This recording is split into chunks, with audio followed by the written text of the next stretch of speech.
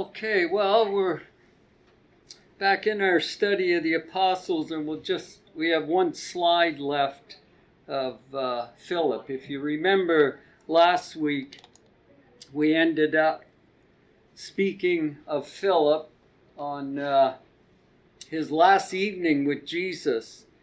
If you remember, Philip asked Jesus to show us the Father, and it is enough for us.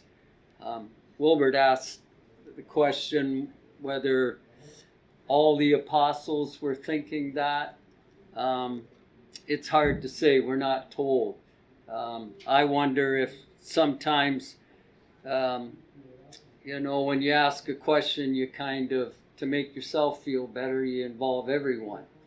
Maybe Philip did that. I'm not sure. Thomas wasn't sure either on that evening, so maybe Philip was mentioning us for that reason. But the point I want to point out was, if you recall too, Philip was one of the fortunate ones at that time. Maybe more fortunate than us in that he was a personal witness of Jesus' resurrection and the evidence that followed in the 50 days before Jesus ascended back to the Father. But as we see, what I wanted to point out for us is that human nature is, we always seem to want a little bit more. Jeff made that remark at the end of class last week. And I wouldn't say that our faith is faltering or we're losing faith, but we want a little more. It's curiosity seems to be. But what I wanted to point out was that we have to be mindful, though, of the dangers of that attitude, of that type of attitude, because demanding more proofs than what has already been given to us. And the reason I mentioned that was because that is a problem with a lot of people, isn't it? Maybe not us. I mean, we certainly are looking forward to that time when Christ comes again and the events that are going to take place when that happens. It's hard to imagine that. And so we're moved to want to see it. But with some people, as you know, living in our day and age, want to see something before their faith will be moved. And I just thought that... And that's not faith. Well, that's true, Gord. I know. That goes against the definition of faith. I know. You're right. And we know that. But... Before they believe. Yeah, right. But for those that want that, they need to beware that don't let physical sight limitations keep us from heaven. And just as we end this part of Philip, I thought the other day watching the news, with computers nowadays, you can create any scene you want on the news. And especially when I think of science and things that they think this is what this looked like 4 million years ago or whatever. And science, with that capability, are affecting a lot of young people, and that's the dangers of it. But for us, we have to work against that. Gord? Well, how many of us, as children, we used to see that commercial on TV about the house hippo from some conservation, and as kids we were looking around our house for a little house hippo. That was an actual commercial. Right. And commercials and things on TV can be so convincing. Yeah. Like they're like showing you pictures of what other planets look like and the weather patterns and stuff like that. And they've never even been there. Exactly. So how do they actually know? They're only speculating. And we have to realize that it's only a speculation. Right. based on what they can observe or the data that they have. Exactly. Yeah. And grasping the spiritual is a challenge for us. But it's also easy for us to fall into this same frame of mind. And Philip obviously was one that did, but Philip was lucky in a way of what he did see. But I thought of Isaiah 28 in verse 10. Isaiah 28 in verse 10 was, I thought, a good place to begin showing how understanding our God is in revealing his nature to us. Isaiah says in verse 10, chapter 28, for precept must be upon precept, precept upon precept, line upon line, line upon line, here a little, there a little. No book, think about novels that you read, no book was ever produced in a single line or a single page. Okay? Usually the author writes line after line, following them with new lines, and do you get the picture I'm trying to paint? And God is the same. God revealed himself, his wisdom and his truth, a little at a time, from the very beginning, line after line. As Isaiah said, small amounts or measures, if you will. And he understands how we think and what we can take in. And in his kindness, I thought of Jesus and his apostles, his pupils, in John 16, verses 12 and 13. John 16, verses 12 and 13, Jesus says to them, I still have many things to say to you, but you cannot bear them now. Christ understood. He understood how they thought and what they were learning. And then in verse 13, we see where he says, however, when he, the Spirit of truth, has come, he will guide you into all truth, for he will not speak on his own authority, but whatever he hears, he will speak, and he will tell you of things to come. Jesus wouldn't give up on his apostles, and he promised them the Holy Spirit to direct them. And we have the same guidance. So it just shows that how understanding God is with us. And we need to understand that. And we need to understand that when we're studying with people, so they can grasp what we're trying to teach them. And so, yes, Jeff. Well, there's two ways of looking at wanting more. Right. We see with Philip, show us the Father. He wants a little more, but God hasn't provided that. And that's the thing we should not be looking more for, is things that God hasn't provided. Right. Speculating, thinking, well, I think it was this or I think it was that, because I feel it should be that way. But on the other hand, as Christians, we do want more understanding. We know that it's the reason why we come together to study, because God has revealed things to us, and we don't understand all of those things perfectly immediately. It takes practice and reading, understanding, and living the things that we learn. Those are the kind of things we should be wanting more of.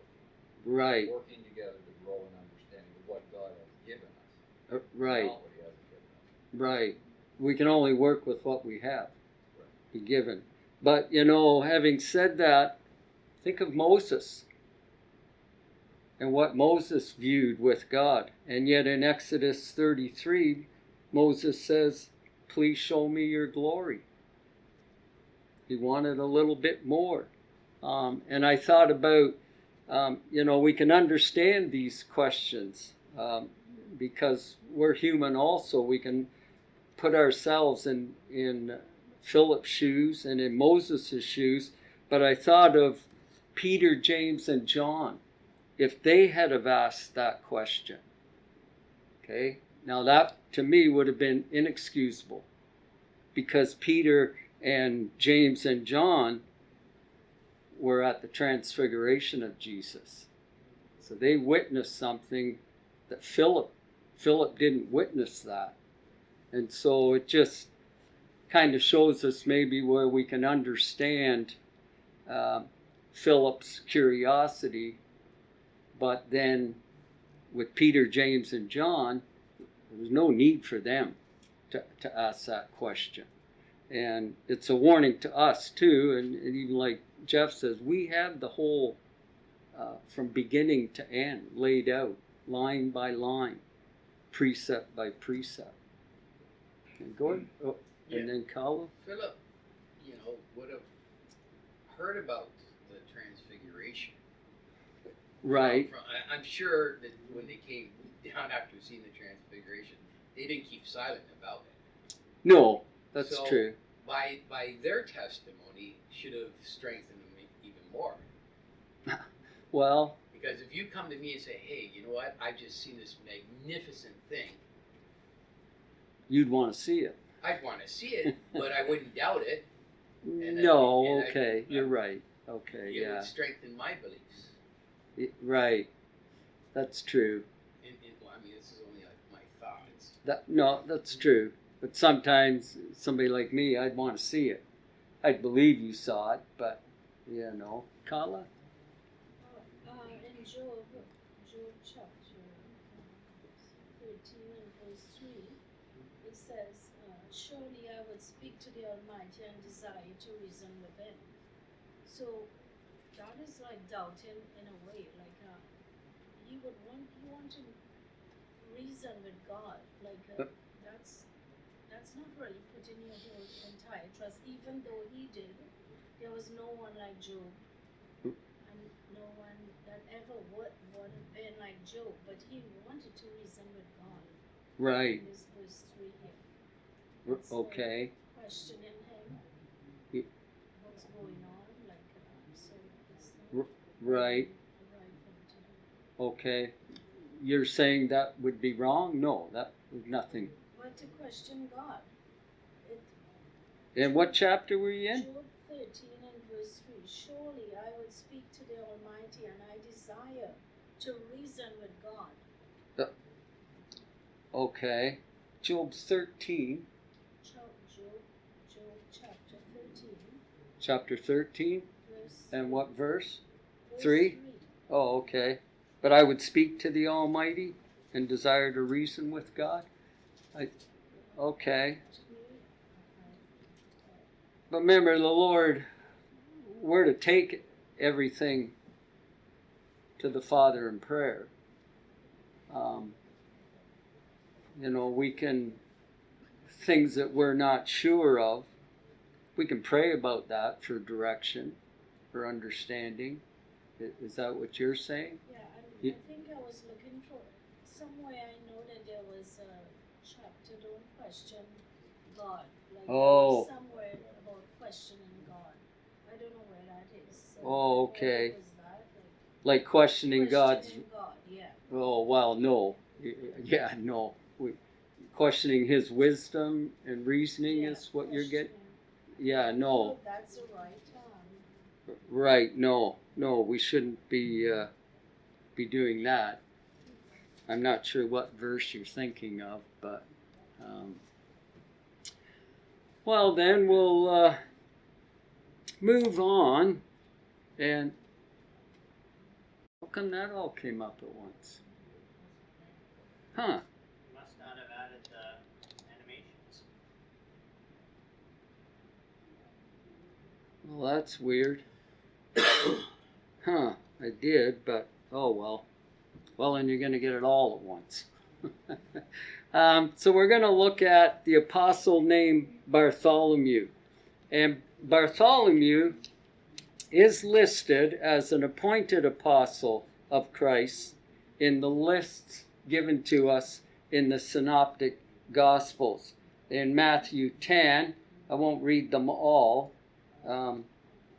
Matthew 10, we read there, Now the names of the 12 apostles are these: first Simon, who is called Peter; Andrew his brother; James the son of Zebedee; John his brother; Philip; and Bartholomew. Okay, and in Mark's is the same, and in Luke 6. And Bartholomew is also listed with those who were in the upper room in Acts chapter 1 and verse 13, after Christ's ascension. Bartholomew is mentioned there. But there is no mention of him having an early death. We don't read anywhere where he had an early death. So wherever we read of references to the apostles in the book of Acts, Bartholomew would have been included. He was part of that mission. In what have I got there? Acts 1 and 26, that was the upper room with the rest of the apostles after they witnessed Jesus ascending. And then later, he would have been in the room when they chose Matthias to be the apostle to replace Judas. He was there on Pentecost, and so on and so forth in all these references here. And the reason I'm pointing that out was the thought of, if he wasn't there, why not? Because it's always mentioned the apostles. But having said that, nothing else can be definitely stated about Bartholomew. And then I left the thought for us and the question, or is there?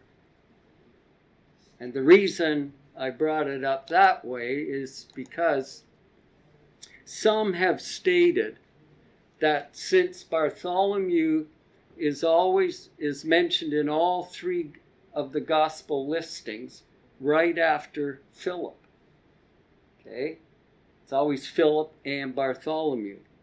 But when we come to John, where we read, John refers to Philip finding Nathanael, and then the agreed reference is that Nathanael and Bartholomew are all the same person.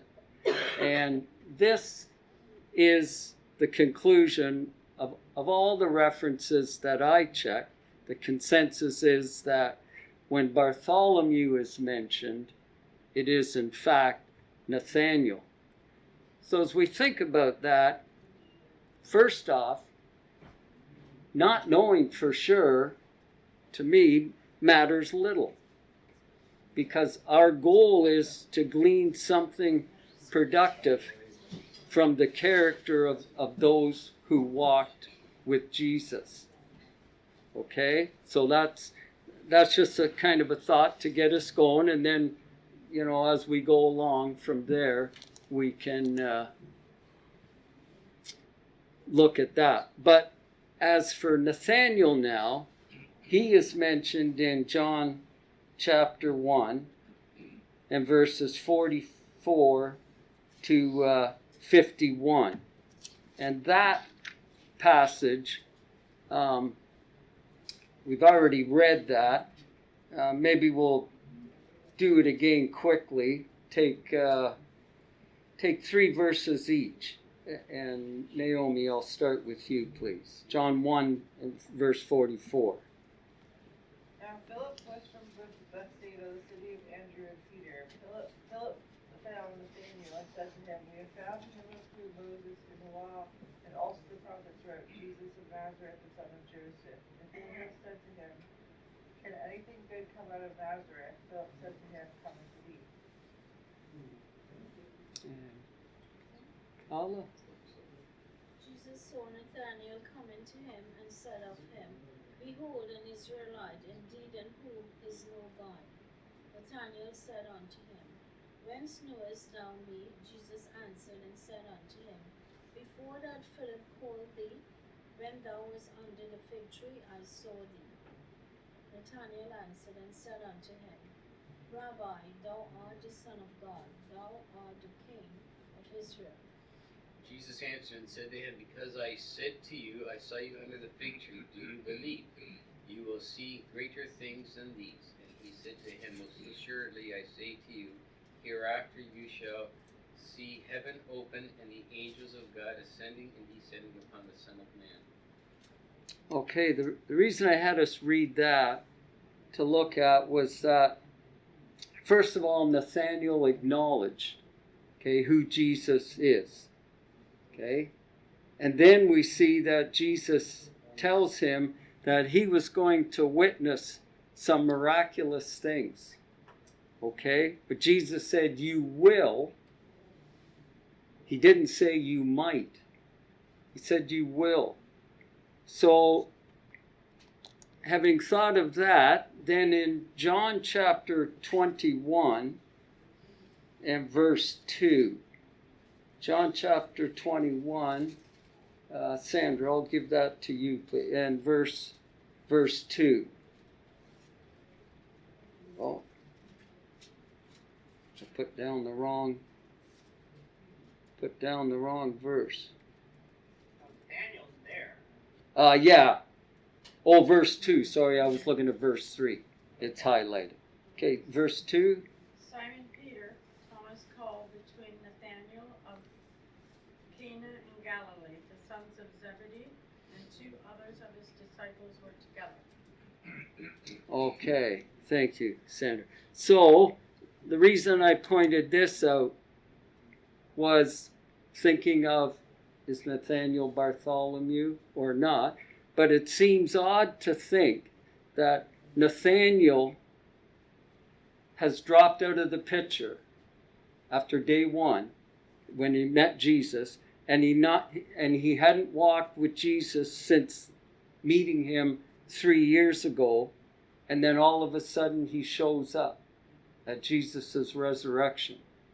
Seems kind of strange, doesn't it? That he met the Lord, and this is all kind of along the thoughts, is Nathanael Bartholomew? We're not really told, but we can go on a few directions there. But something that I found interesting was a little history into the name Bartholomew, and Nathanael is interesting to note. Bartholomew, when used in the Hebrew language, was always used as a surname. Okay? The last name, your last name, your final name. And it meant son of Ptolemy. That's how you pronounce it. So that's interesting, isn't it? So Bartholomew then in the Hebrew meant son of Ptolemy. Okay? Now Nathanael in the Hebrew means God has given. That was the meaning of Nathanael's name. And so then I said, could it be then that Bartholomew is Nathanael Bar Ptolemy?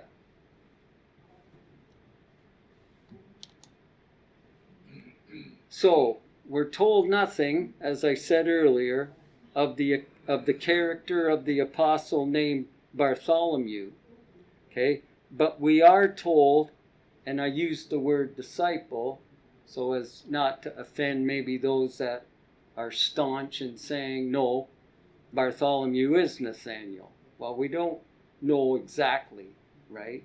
But with Nathanael, though, we do know some things about him.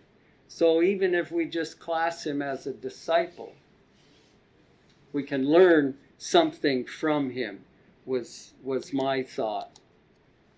And as we remember, Nathanael's introduction to Jesus is really quite a memorable one.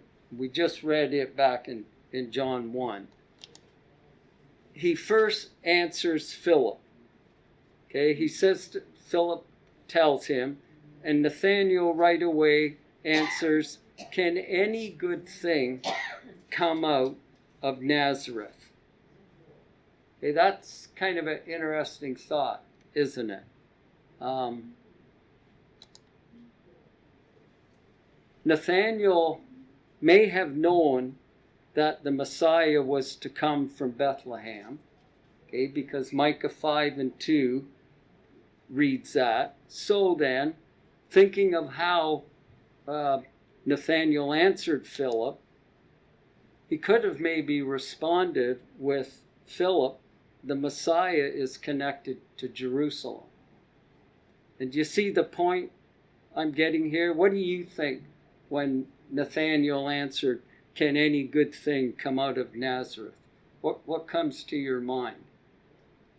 What kind of an attitude comes to your mind? Not a good statement. The which cup? Not a good statement. Well, no, okay, but what would we think of? Would you think of prejudice? Yeah, it's like saying, can anything good come out of the Bronx? Well, Or the ghettos?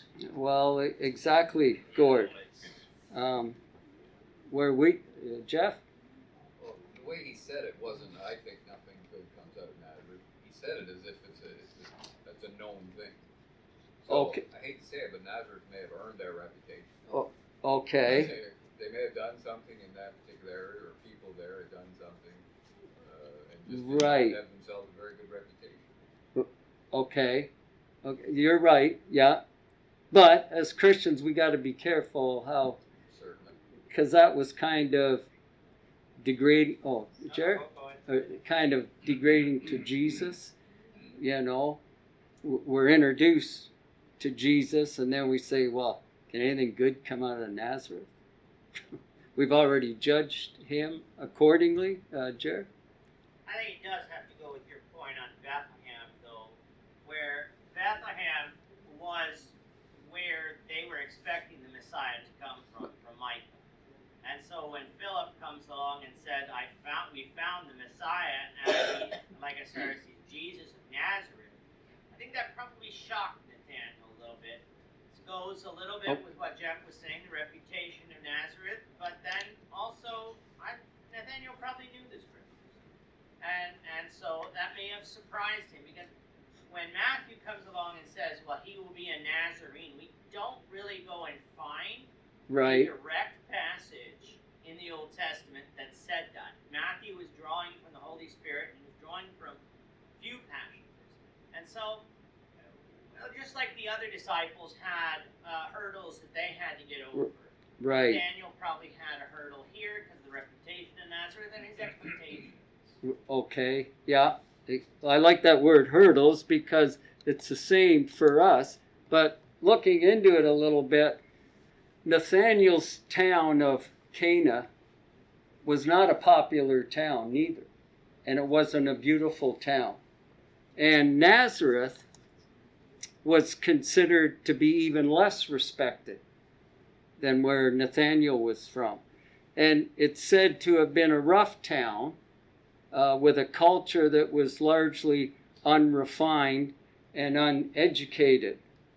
But having said this, do you not see the trap that we can fall into as Christians? Here we are judging Jesus because of what the public has said, what we understand. And Judeans looked down on all Galileans, no matter where they were from. But even the Galileans looked down on the Nazarenes. So we just see how public thought can evolve and impress upon us. Sure. And yet, I just caught this, like, right now. And yet, Jesus performed his first miracle in Cana of Galilee. And so, like, it fits into Jesus' character, where he doesn't go to the big places Right. and to show off. He was in Cana. Why was he in Cana? There was a wedding feast there. Cana is not too far from Nazareth, but that's Nathanael's hometown. It's in the very next chapter of John. Right. And so, I'm sure if Nathanael was with him, Nathanael, just like when Jesus goes to Peter's house, well, perhaps he was with Nathanael too, and this wedding was going on there. Not of Nathanael, I'm just saying. No. Okay, no, that's a good point. Remember, they're all to get us thinking and to be aware of things like that. Because speaking for myself, I stereotype, and then I catch myself realizing, especially being a truck driver, how I've stereotyped people in other cars. And that, that causes me to ask the question, have you ever made a mistake driving? You're going to class everybody in the same boat?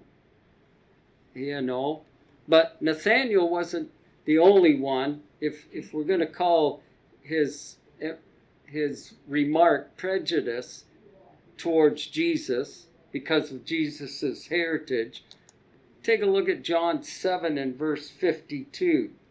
John 7 and verse 52. We read there, "Then they answered and said to him, are you also from Galilee? Search and look, for no prophet has arisen out of Galilee." So my point is, we're basing our thoughts and our decisions on hearsay of other people in town, no matter where. And really, that's not right. And then in Matthew 13, verses 54 to 57, when Jesus had finished speaking, he left. And then when he came into his own country, he taught them in their synagogue, so that they were astonished and said, "Where did this man get this wisdom and these mighty works? Is this not the carpenter's son? Is not his mother Mary, and his brothers James, Hosea, Simon, and Judas, and his sisters? Are they not all with us? Where then did this man get all these things?" So they were offended at him. They were offended at him not because of what he taught, but because of where he was from, who he was. That's Jared. I find it interesting from John 7, they said, well, no prophets arisen out of Galilee. It wasn't called Galilee in the Old Testament, but Gideon was from Galilee. Deborah was Right. from Galilee. Like as far as some of these prophets of old, they were from the north in Israel. Elijah would have been from Galilee. Like as far as in the northern, well, I guess Elijah would have been more in Samaria, but I mean, all of these people, like, it shows you your point. They have this blind spot that if you're not from Jerusalem, if you're not part of the Pharisees, the religious elite, you really can't be a prophet. Right. Exactly. Jeff? I'll come to Nathaniel's defense here a little bit. Okay. Using those two examples specifically. Both of those examples in John 7 and Matthew 13, these are people who had seen Jesus, seen the things that he had done, witnessed some things. Right. They still had held prejudice against him. Right. And they're worse than Nathaniel. Well, that's what I'm going to say. Nathaniel simply said, "Can anything good come out of Nazareth?" Right. But we see, I'm sure you're probably going to get there, when Jesus says one thing to him that he knew was unusual, evidence enough. Immediately Nathaniel said, "Wow, that's it. Right. I've seen enough." Right. It didn't take much for Nathaniel to drop any. So I don't think he really held any. I think maybe that was just a comment. But, Right. more about Nazareth than about Jesus himself. Okay. Yeah, that's the next slide we're going to. But that's right. But sometimes we can make quick comments, and what comes out of our mouth is what we've heard remarked. And it's really maybe not what we truly believe, but we can say things because we've heard it so much. And we got to be careful of that, I believe. That's what I took from Nathaniel, and I'm not trying to be too hard on him because, as Jeff just pointed out, we see, well, first of all, for us, prejudice blinds us because of what we hear or what we think that we see. Okay, it can blind us. And if you're speaking with some people, if you come up with a prejudiced remark, then you've lost all trust from that person. They're not going to trust you anymore. But also our approach, when we approach a situation, think that we already know what a person is like, what their limitations are, and what is possible or impossible for them to do. No, we shouldn't do that. Gord? Kyle and I use this expression sometimes. We see people as a suspect instead of a prospect. The which? Sometimes we see people as a suspect instead of a prospect. Right. Just based on appearances or whatever. And Right. Jesus didn't do that. Right. He looked at the heart of the potential. Exactly. I'm glad you mentioned that, because I thought of that yesterday. When we hand out flyers for our meetings, we come up to a house, the yard's a mess, there's cars laying around everywhere. Sometimes our reaction can be, is there any point in leaving a flyer here? You know, it's things that our mindset and being listening to comments that the world makes can jog our thinking, and it shouldn't.